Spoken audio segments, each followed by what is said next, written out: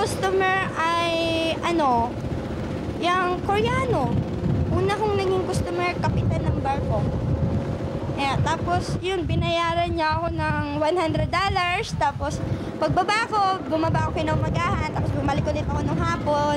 Binigyan ulit ako ng 100, di ba? 200 na. Nakakamangha ang ginagawa ng mga kababayan natin na umaakyat ng barko na nasa gitna ng dagat pa rin. Doon sila nakakahanap ng ipangbubuhay sa kanilang mga pamilya. She cannot remember me?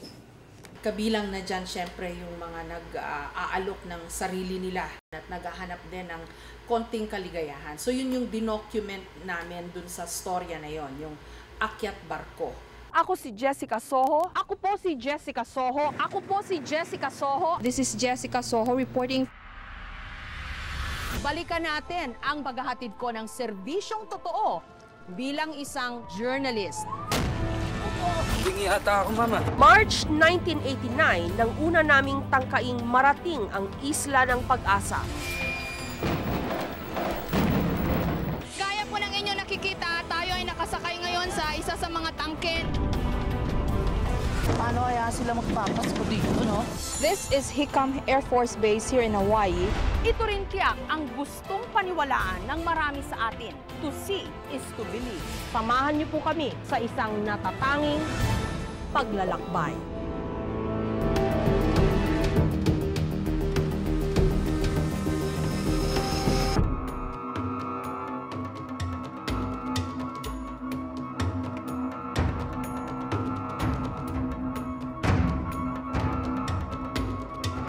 Akyat barko ang tawag sa kanila, mga kababaihang nagbebenta ng aliw sa mga Pilipino at dayuhang seamen na dito dumadaong sa pier ng Santa Clara sa siyudad ng Batangas. Dito'y naiiba ang kanilang mga estilo dahil hindi na kailangang bumaba pa ng barko ang mga sabik at gutom na seamen. Ang mga kababaihan na mismo ang sumasagpat sa mga barko upang magbenta ng kanilang mga sarili at kaligayahan. Ako po si Jessica Soho at ito ang Eyewitness. Samahan niyo po kami sa mundo ng mga kababaihang kung tawagin dito'y AB o mga akyat barko. Malaki ang nakasalalay sa pier ng Santa Clara dito sa Batangas City. Ang kaunlaran hindi lamang ng syudad, kundi ng buong probinsya at ng buong bansa. Panay ang dating ng mga naglalakihang barko, karamihan galing pa sa ibang bansa. Hatid ay bagong kalakal para sa mga taga-Batangas. Masusing inaabangan ang pagdating ng madayuhang barko ng mga taga-Santa Clara, lalo na ng mga kababaihang kung tawagin dito'y AB o akyat barko. Ay, patumbay-tumbay pa ako na yun. Na-virgin na ako, napatumbay-tumbay pa ako. Ay, ayun o, sa ng barkong yun. Sabi yung gayon. Prangkang inamin sa amin ni na Beth at Joanne ang kanilang hanap buhay, ang pagbibigay ng aliw sa mga tripulante o crew ng barko. Pumayag din silang ipakita sa amin kung paano nila ito ginagawa. Everybody pray! Para na patagabagan. Ang una kong naging customer ay, yung Koreano. Una kong naging customer, kapitan ng barko. Tapos, yun, binayaran niya ako ng $100. Tapos, pagbaba ko, bumaba ako kinaumagahan. Tapos, bumalik ulit ako ng hapon. Binigyan ulit ako ng 100, di ba? 200 na. Maalon at masama ang lagay ng panahon. Muntik-muntikanan pa ngang tumaob ang bangka. Pero, sanay na raw sila. Bahagi na ng kanilang trabaho ang peligro.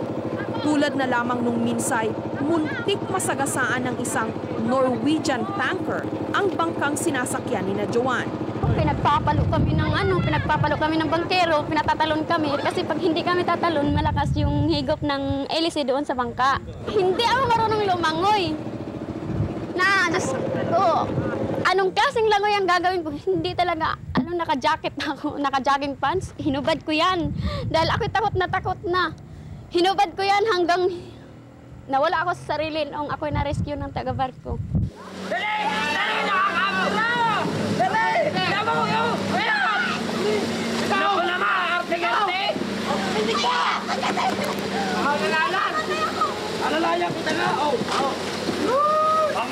Hindi birong umakyat ng barko, madulas ang lubid na hagdan, isang maling hakbang at baka sa dagat ka mauwi.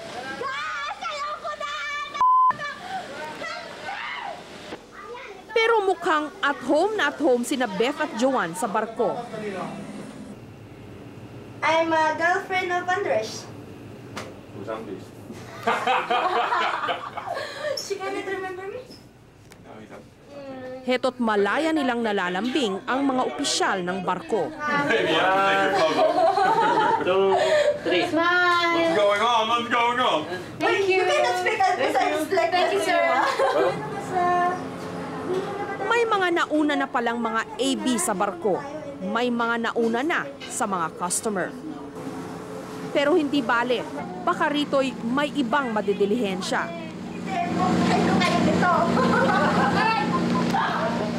Libreng nakakakuha ng pagkain at ibang supplies ang mga babae, basta't wag lang daw sobra-sobra. At dahil wala nang mahihita pa rito sina Beth at Joanne, bumaba na lamang sila at naghanap ng iba pang barko. Malayang nakakaakyat ang mga AB sa mga barko, pero ayon sa isa sa mga mamasang o bugaw na siyang may hawak sa mga AB, hindi ito ganon kasimple. Tinitingnan namin doon sa custom house yon. Nasa blackboard naman yun eh. Safe arriving, kung anong barko yun, kung anong oras, kung anong araw. Oh. Alam niyo kung anong laman ng barko? Oo, kung Indonesia, Malaysiano, Hapon, Koreano, Negro, kung ano man. Nilalagyan ko? Wala naman. Ano yung... Yeah. Ano yung costume, yung ganyan lang. Kasi kasi ganito yun eh. Hindi ka pa aakyatin. Walang babaeng makakaakyat na walang lagay ang costume. Babayaran siya. Bibigyan siya ng kapitan ng pera. Lahat ng crew, captain or bibigyan ang costume ng pera. And then pagbaba ng babae, magbibigay rin ang babae ng titig $10. Ang ibang ang mga AB, halos sa mga barko na nakatira, ka-live-in ng mga seamen. Tulad ni Fatima, na animoy nakikipagbahay-bahayan sa kanyang boyfriend na Indonesian sa loob ng isang maliit na cabin. Dati nang gawain ni Fatima ang makipag-live-in sa barko. Ang naging bunga nito'y si Michael, na bata pa lang ay mulat na sa trabaho ng ina. Nasaan si Fatima Bunso? Sa barko. Hindi ko ina-expect na sabi niya sa akin, Pero wala sa usapan namin talaga yung baby. So yung point na accident, wala talaga ako magawa. Kung hindi nabubuntis, ang iba'y nakakakuha ng sakit tulad ng nangyari kay Beth na nagkatulo. Well, nakuha ko yon as in, nung first time akong gumanito ng trabaho, na hindi ko alam na bawal pala magpagamit ng mayroon menstruation. So, nagpagamit ako ng mayroon akong menstruation. And then, pagkatapos nun, nag-stay ako ng barko ng mga 1 week. And then, so, everyday kang ginagamit. So, bali may nilagay ako sa loob na turo ng mga some girls na maglagay daw ako noon. So, bali daw hindi daw lumabas ang dugo. Akin ay paalaala. Lagi. Mag-ingat kayo doon. Huwag niyo pakasunod ng bisyo at baka kayo magkakasakit. Si Baluga. Tulad may isang babae sa amin, si Lala, siguro na may nanggaling na dito. Nagbarko yon. Kinuto ang Oh my gosh. Inalis ko isa-isa ang lisa. Bumili ako ng taba sa kanto ng baboy. Tinapal ko. Nang hugutin ko, magalit ko to. Sa pinakahuling survey ng City Health Office, 3 lamang sa bawat 10 sex workers sa Santa Clara, kasama na ang mga akyat barko, ang protektado ng kondom. Ayon pa sa survey, 5 sa bawat 10 sa mga sex workers ay tinatamaan ng sexually transmitted diseases tulad na nga ng tulo, syphilis, gonorrhea at crabs o kuto. Mabuti na lamang at wala pa raw ni isang naitalang kaso ng HIV Maganda ang kita, kaya naman sunod-sunuran tila ang mga AD sa kanilang mga boyfriend o customer. Bagamat kung siya ang tatanungin, balak na raw ni Fatima na talikuran ang trabahong ito. Ayoko na talaga dito. Totoo lang. Pero maiiwan muna dito si Fatima. Matatagalan pang nakadaong dito ang barko ng kanyang boyfriend. Pero si Beth at Joanne, babalik na lamang daw sa ibang araw. Marami pa naman daw barkong dadating. Sa District Jail ng Batangas ko nakilala sina Joy, Rica, Alex, mga batang-batang akyat barko na nahulihan ng shabu, kaya't ngayoy nakakulong. Nakakamangha ang kanilang mga kwento. Anong itsura ng mga lalaki na nasa barko, yung sa unang pagkakataon, kunwari, yung first time na makakita ng mga babae? Pwede bang ilarawan nyo sa amin yung mga pagmumukha nila? Parang gulong na Tapos pagtingin sa taas, kanya-kanya yung nakukuha. Hindi na namin naiintindihan, mamasang na ako kumukuha ng bayan. Ano, basta hinuhugot na lang kayo kasi sabik na minsan sabik ho, sila. sa bangka pa lang, tinuturo na kung sino gusto. Tapos pag-akit mo ng taas, may mga kapatner May kapatner ka na. Nakakatakot ang kanilang mga naging karanasan. Minsan pa nga po may tumatalon doon ng babae. Bakit? Dahil hinaharas ng mga kapatner. Wala ka namang mga naging masamang experience? O meron na? Doon po sa customer. Meron na? Meron na po rin. Ano yun? Yung ano naman po, yung foreigner din po yung pinipilit po niya ako na anuhin sa ano ko, sa behind. Ayoko lumalaban po ako. Talagang naglalaban po ako yun. Inintog po ako dun sa gilid ng kabina, tapos nagtatakbo po ako sa labas. Sa kalaunan, marami silang mga napulot na mga mahahalagang leksyon. Ipag naanuhan kong ration yung maakita namin, nagdadahilan ho ako na hindi ho ako sasama. May sakit ho ako. Ayaw mo sa ration ships? Dahil halos hindi ka na ho papahingahin, porkit alam nalang binayaran ka nila sa mamasang. Kasi po ako, pag po ako nagamit na bumababa na po ako kahit po all night. Ayoko na po kasi sunod-sunurin eh. Kasi minsan po pag umakit ka ng barko, wala na po silang titigil. Pagpasok po sa kwarto, gagamitin na naman po. Tapos yung pinagagawa ko sa amin, pag minsan nga ako nakakasuklam na. Ano ba yung mga pinagagawa niya? Forget babi. I give you money, more money, sabing ganon. Tapos inuutos niya sa akin, gusto niya gawin ko. Mga kabastusan ho, yung mga na. Kaya ko dati natakot ako. Bakit? Kasi yung lalaki na customer ko, bali, di siya na lang yung kasama ko sa kwarto. Tapos may mga pumasok doon, mga nakainom. Parang gusto nila akong pagpasapasan. Pero sa kanilang tatlo, sa kwento ni Joy ako naggulat ng husto. Bagamat buong tapang niya itong inamin sa harap ng kamera. Mahigit na ang 2 taon. Kasi noon bata pa ako, may nangyari sa amin ng tatay ko. Tapos nagsumbong ako sa magulang ko. Hindi siya naniwala sa akin. Ano nangyari sa inyo ng tatay mo? Bali, ginamit ako noon ng tatay ko. Ni-rape ka? Oo. Tapos nagsumbong ako sa mother ko. Hindi siya naniwala sa akin kasi ang sabi niya sa akin, hindi naman daw yung kayang gawin sa akin ng tatay ko. Kasi magulang ko siya. Pero nangyari na nga yun. Dahil doon, lumaking rebelde si Joy hanggang sa nadiskubre niya ang mundo ng mga akyat barko. Ilang lalaki ang bumibili sa inyo sa isang gabi? Bale, minsan 2, 3, ganun. Kaya mo yon sa isang gabi? Minsan umiiyak ako, nagmamakaawa ako sa customer ko. Na ano? Na kung pwede, wag na lang na akong galawin. Tapos, syempre, pag umiiyak ka naman, siguro naman, tinatanong kung bakit nagtrabaho ka ng ganyan tapos ayaw mo. Ikinikwento ko sa kanila kung bakit. Marami sa mga AD ay nalululong sa bisyo, tulad ng shabu.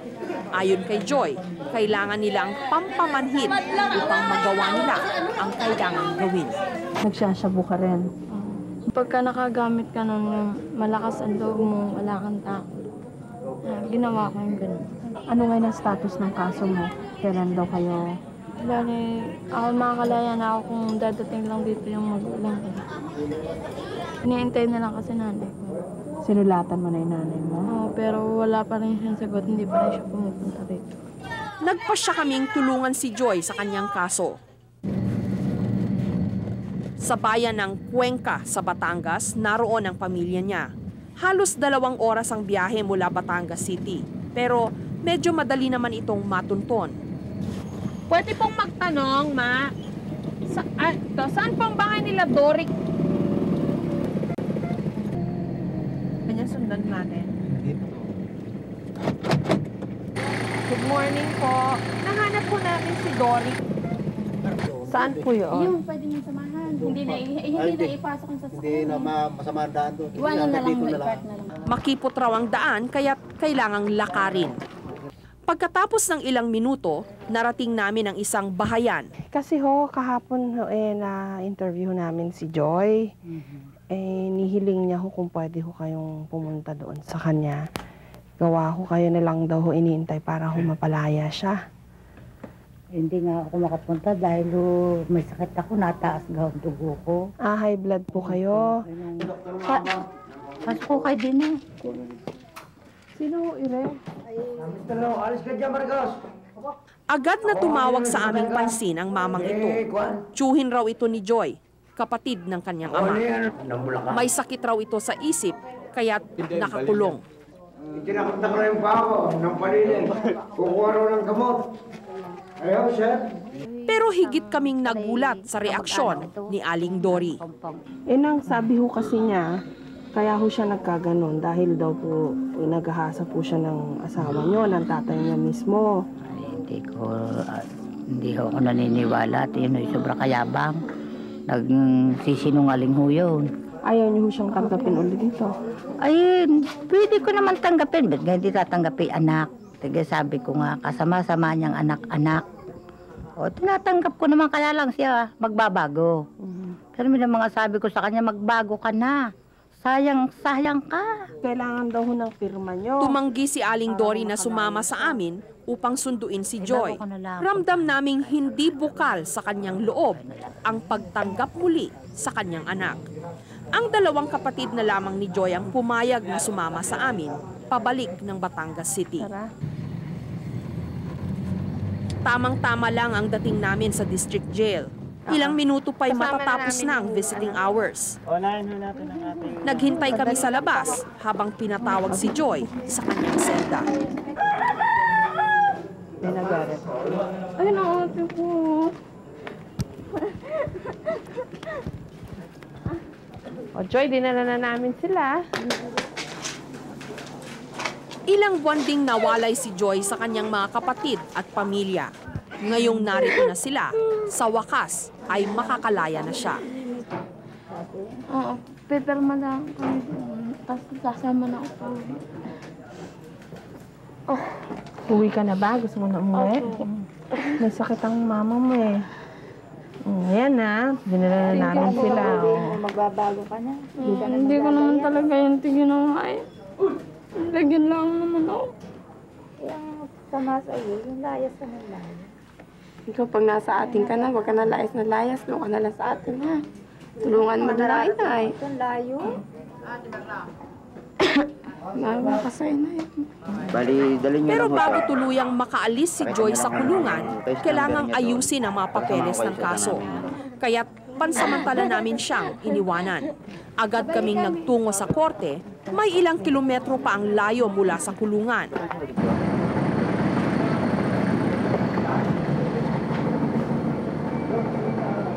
Kasi paano kayo, dahil meron kaming tinutulungan na bata na nakulong.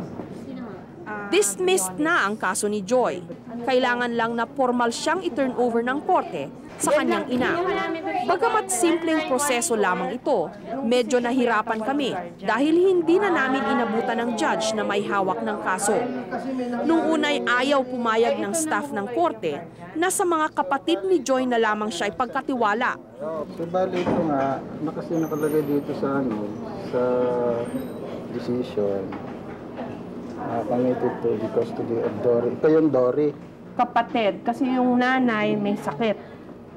Nasa Cuenca. Hindi rin mai-release ito sa inyo kasi ano ito eh. Her mother. Nanay po namin.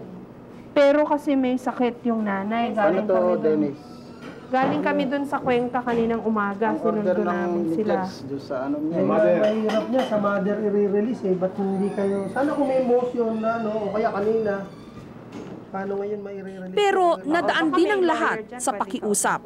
May isang judge na nagmagandang loob na tumulong, kaya't nung huli, nakuha rin namin ang release papers ni Joy.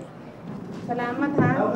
Sensya na kayo ha. Kulit kami. Hindi, ayos lang din eh. Ako naman, kaya ayaw din naman namin ng magano dahil baka medyo sensitive nga yan.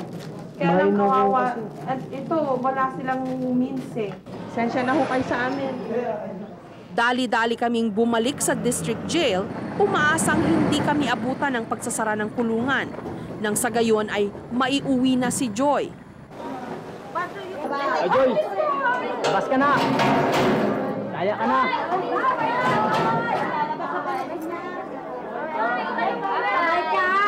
Ingat!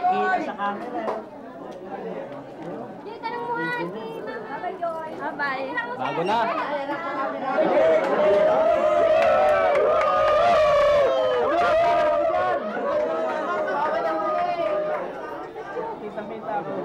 Masaya na si Joy. Matatapos na ang magulong yugto ng kanyang buhay. Umaasang makakapagsimula uli. Nagpapasalamat po ako sa inyo dahil tinulungan niyo po ako at pinuntahan niyo po yung magulang ko. Salamat din po sa mga kapatid. Ano, magpapakabait ka na? Okay na. Hindi ka na babalik dito ha? Hindi ka na magsashabu. Sige. Thank you po. Thank you sa inyo lahat. Sinamahan ng aming crew si Joy at ng kanyang mga kapatid sa pag-uwi sa Cuenca, Batangas. Halatang magkahalong nerbiyos at saya ang nararamdaman niya. Nasa na kayo, Nay? Nay!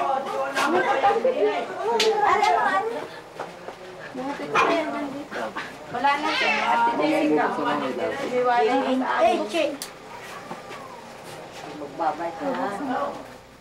Pakiramdam namin, hindi natuwa si Aling Dory sa pag-uwi ng kanyang prodigal daughter o suwail na anak.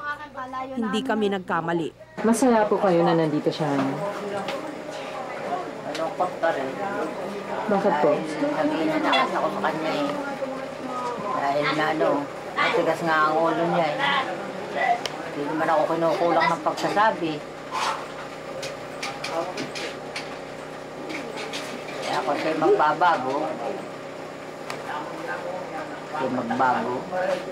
Lagi ako nang sorry sa kanya. Kaya pangako ko na hindi na ulit ako.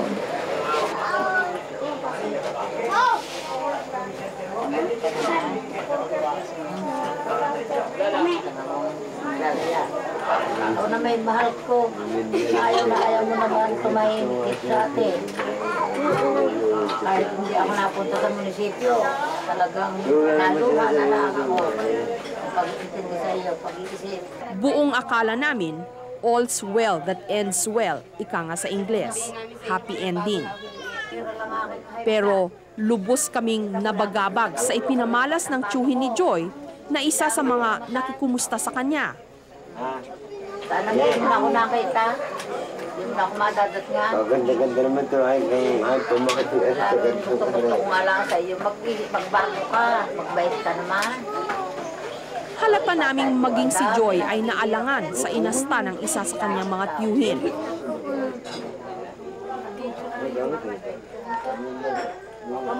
Bago kami umalis ay pinayuhan namin siyang mag-ingat at huwag mag-atubiling tumawag o sumulat sa amin kung mangailangan muli siya ng tulong.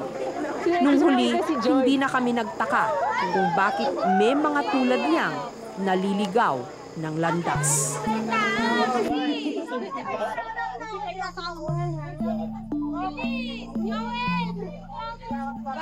Pagpalit sa barko, nagkaroon ako ng pinaka-virgin sa akin. Pinakasala naman ako. Sa loob ng 5 taon, sa awa ng Diyos, namatay sa aksidente. 18 anyos lang si Nanay Marisa nung magtrabaho siya bilang akyat barko.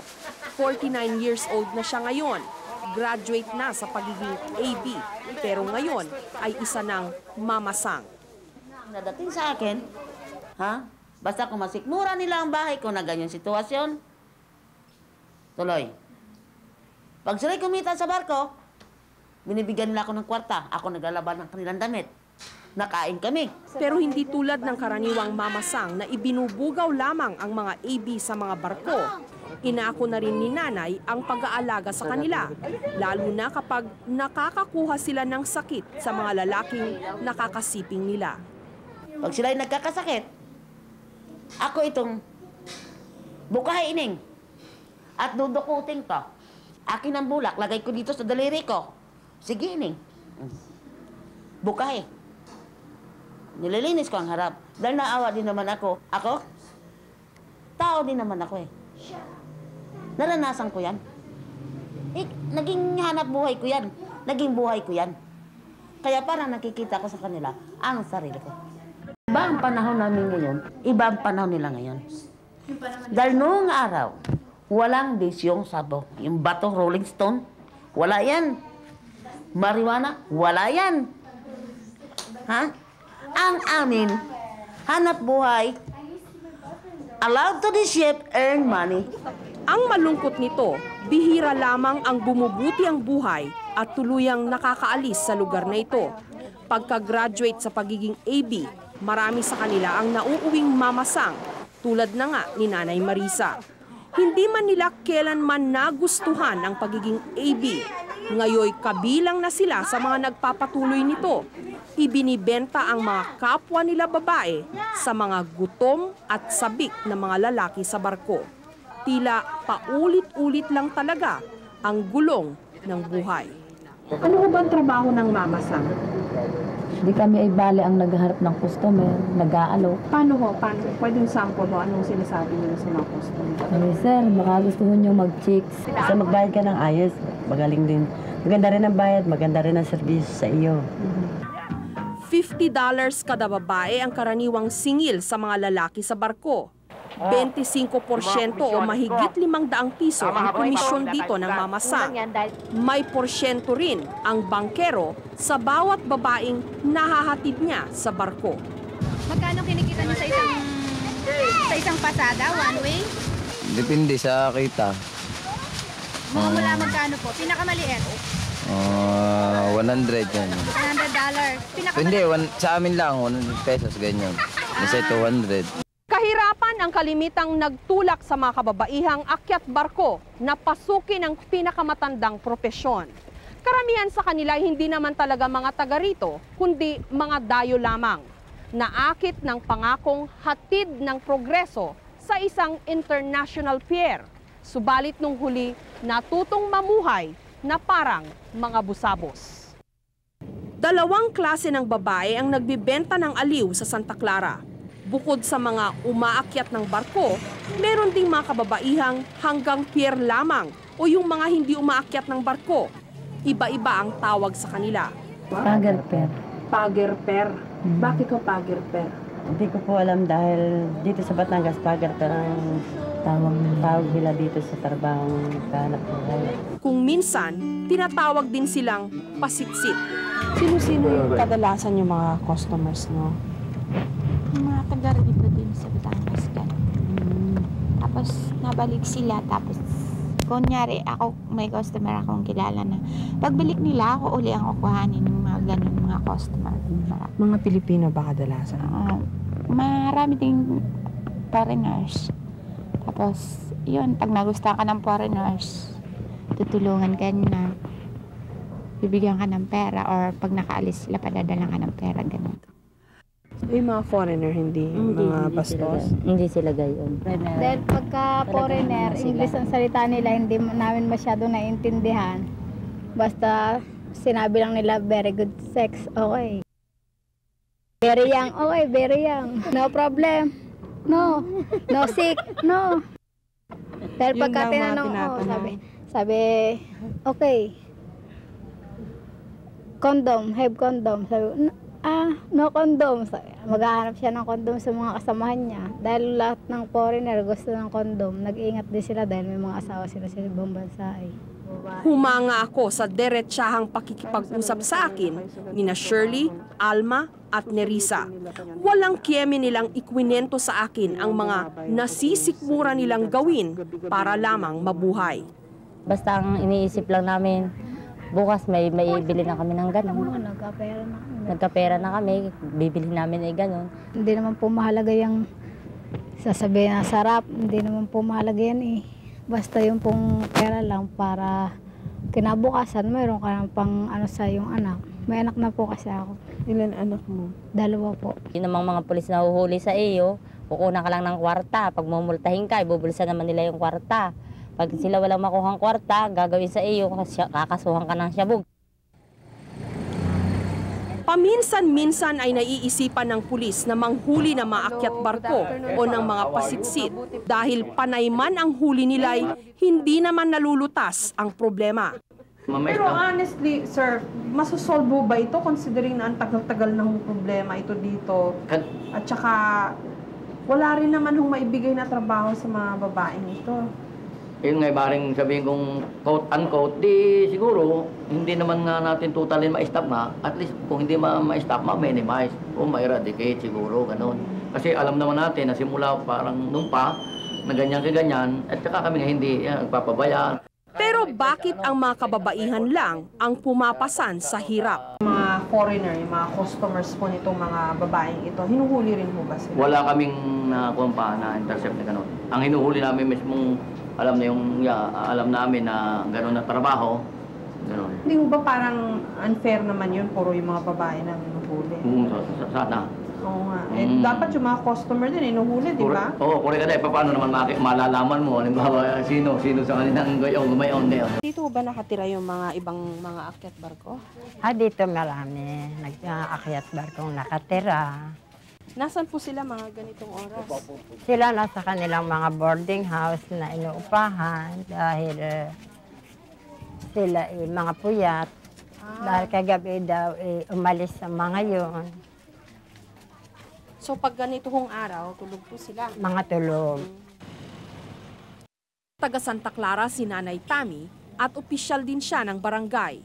Kilala niya ang mga akyat barko at kabisado niya ang kanilang mga galaw.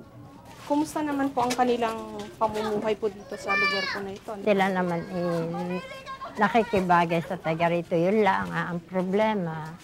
Nagiging palibhasa kami nasa depressed area. Ay di nagiging kung minsan pag sila na-disgrasya at nagdalang tao, ay di kung minsan ibinibenta o ipinaampon. Karaniwan na raw gawain ng mga nabubuntis na AB na ipalaglag ang sanggol o di kaya ay iniluluwal ito at pagkatapos ay basta na lamang ibinibenta o ipinapaampon. Ganito ang nangyari kay Ninita, dating akyat barko. Ikwento nyo nga ako, paano ho kayo nagpaampon ng mga anak? Ako po ay 17 lang po noon. Siyempre, hindi ko naman pumalagaan dahil dati pa akong prostitute. Gusto ko po naman ay lumaki sa ibang taong anak ko. Kaya ako po napaampon yung dalawa. Ilan ho ang napaampon nyo? Bali 3 ho. Ang isa hindi pa ho nauwi sa akin. Ang dalawa ho nandito na ho. Kaya kahirapan naman po. Ganyan na nga ako, nag-akit ng barko. Kung ano-ano po. Hanggang sa, nalulong sa bisyo. Pero tumino po ako dito sa pok na ito. Nagbagong buhay na po kayo? Lahat po ay pinasok ko maglaba, magtinda na isda. Kung ano-ano na lang po ang hanap buhay ko dito. 2 sa 3 anak na pinaampon niya ang kanya nang natunton. Pero ang isa, hanggang ngayon, hindi pa niya nakikita. Ano na-i-imagine nyo na itsura ho niya? Sabi naman may malaking lalaki naman daw ho, matangkad din po dahil matatangkad ang mga anak ko. Pero may litrato si Ninita ng 2 niyang anak na pinaampon. Sino ho yan? Anak ko ho. Yan ho yung pinaampon nyo? Pinaampon kong British ng ama. British ho ang ama. Naalala nyo pa ho yung ama? Hindi na rin, dahil matagal na rin naman ho. Minsan, naalala ko rin, minsan yung hindi na. Sa tansya nyo ho, ilan ho naging customer nyo? Hindi ko na ho mabibilang mo dahil siyempre kadamihan ng barko dyan noon ho, 1980. Dahil nag-umpisa ako mag-akit barko 1980. May 100 ho? Ay marami na ho. Hindi lang po 100? Sa buhay ng mga akyat barko, nagdadaan na para lamang mga alon ang mga lalaki. Hahalik sandali sa dalampasigan pero pumapalaot din. Paano na lang ang mga alaala at buhay na kanilang iniwanan. Pag ako'y nagbubuntis, inaaborosyon ko eh. Ayaw ko kasi mag-anak ng dahil hindi ko nga kaya. Kaya inaaborosyon ko. Yun ang siguro mga 3 beses ako nagpa-abort ng gayon. 3 abortions at 2 anak na pinaampon. Hindi madali para kay Pasita na aminin ang lahat ng ito. Pero lahat daw ito ay bahagi ng kanyang nakaraan. Paano ka napasok sa ganong hanap buhay? Ay, sumama lang ako doon sa aking kaibig. Ay, ang akala ko po naman, ay mamamasyalan sa dagat. Yung pala ay sumalta na sa barko. Ay, hindi ko naman alam kung anong ginagawa. Di tinatanong ko doon. Yung pala naman, kami may kasamang para hong mamasang. Matapos ang ilang taong pagtatrabaho bilang akyat barko, nakatagpo rin ng lalaki si Pasita na pinakasalan siya. Mula noon, tinalikuran na niya ang nakalipas at nagbagong buhay. Nakabuo siyang muli ng isang pamilya. Anong masasabi mo dun sa mga mga babae na ngayon ganyan pa rin ang trabaho? Sa loob-loob ko pagdating ng araw, magsisisi din sila. Hindi bukod tangi ang syudad ng Batangas na may problema ng prostitusyon. Sa katunayan, bihirang bayan sa Pilipinas ang walang ganitong problema. Pero tulad din ng sa ibang lugar, dito'y hindi simple o madali ang nakikitang solusyon. Kahit siguro sa ang lugar, hindi lamang sa Pilipinas, maging sa buong mundo, ay ganito yung mga suliranin nila na sa bawat daungan o sa bawat pier ay palaging merong kakabit na prostitusyon. Tila walang magawa ang mayor ng Batangas City para solusyonan ang problema. Ang nakakahawak talaga ng jurisdiction dito ay ang PPA. Doon naman sa mga barko, yung pag umaakit sa barko, ay wala naman kaming kapasidad para pumunta doon sa open sea o doon sa paradahan ng barko. Maganda ang layunin ng gobyerno para sa pier ng Santa Clara. Isa itong international port, world class. Marami pang proyektong nakalaan dito. Pero bakit hindi masaya ang mga taga Santa Clara? Mas maganda ang katatayuan ng maliit na ng mga taga Santa Clara sa isang maliit na daungan. Kasi ang oportunidad na makapaghanap buhay para sa taga Santa Clara ay bukas. Dahil nawalan raw ng oportunidad ang mga maliliit na mamamayan, kung ano-anong hanap buhay na lang ang kanilang napagdiskitahan. Katulad na lamang na mga kababaihang nauwi sa pagbibenta ng aliw sa gitna ng karagatan. Mabuti na lamang at merong mga organisasyong maski paano'y nakakapagbigay ng kalinga at pag-asa sa mga kababaihang pumapalaot madalas sa alanganin. Isa na rito ang Belen, isang drop-in center para sa mga akyat barko. Gusto naming mabigyan sila ng pagkakataon na mabigyan ng pang-alternatibong kabuhayan. Doon na papasok yung mga training na binibigay namin sa kanila. So, masasabi nyo ba na against prostitution kayo? Hindi naman. Ang ano lang namin doon na matulungan sila. Baka sakali sa ibang araw magbago yung isipan nila. Mayroon sila ibang choice. May mapagpipilian kung saan anong magandang hanap buhay. Isa sa mga paulit-ulit na pinapaalala ng Belen sa mga babae ay ang pangalagaan ng sarili. Inalok naming tulungan si Girlie dahil wala raw siyang pambayad sa HIV o AIDS test. Ilang taon ka na? 26 years old. Married? Single. Kailan yung last na HIV examination? Last year. Madalas ba magpa-check yung mga kasama mo? Hindi. Yung iba hindi ayaw magpa-check? Bakit ayaw nila? Natuwa kaming negative sa HIV si Girlie. Umasang sana'y manatili siyang gayon, 10 ng kanyang mga kasamahan. Natuwa rin kaming malaman na si Beth, isa sa mga nauna naming nakilalang akyat barko, ay tuluyan ng nagbagong buhay. Narito ngayon siya sa Maynila at nag-aaral manahi. Hinding-hindi na raw siya aakyat pa ng barko upang ibenta ang sarili. Saan po kayo galing? Galing po kami ng Vietnam. Naabutan namin ang ilang mga tripulante ng barko na naghahanda ng umalis ng Santa Clara. Mga Pilipino sila pero dayuhan ang kanilang barko. Balikan kami ang ano namin dito kami naglo-load. Ang discharging po namin sa other ports na Far East. Kagaya nito, mag-load kami dito, pumunta ng Guam. Tapos mga after 2 weeks, nandito uli kami. May aalis, may maiiwan. Ito ang tila guhit ng tadhana para sa mga taga Santa Clara.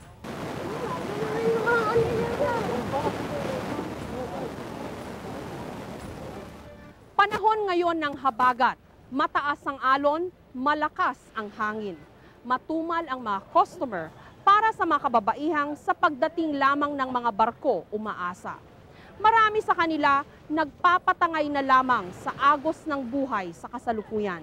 Pero marami rin naman sa kanila ang nangangarap ng makaalis sa ganitong klase ng hanap buhay. Ang kailangan nga lamang nila ngayon, ibang puhunan para sa kanilang kinabukasan, maliban sa kanilang mga sarili. Ako po si Jessica Soho at ito ang Eyewitness. Marami pong salamat sa inyong panunood.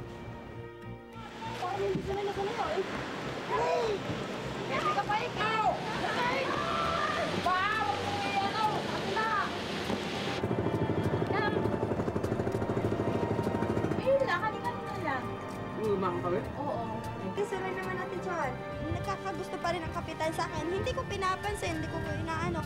Kumukuha ako ng mababang posisyon o ng mga ibig, ganun, mga tigaluto lang. Ito, lalaway ko! Ay, medyo kita po. Yup! Tawa ko lang! Sinabi lang niya, ayaw pa niya mag-ano. Nigyan niya ako ng pera ng malaki. Wala na. 50 para pampalaglag.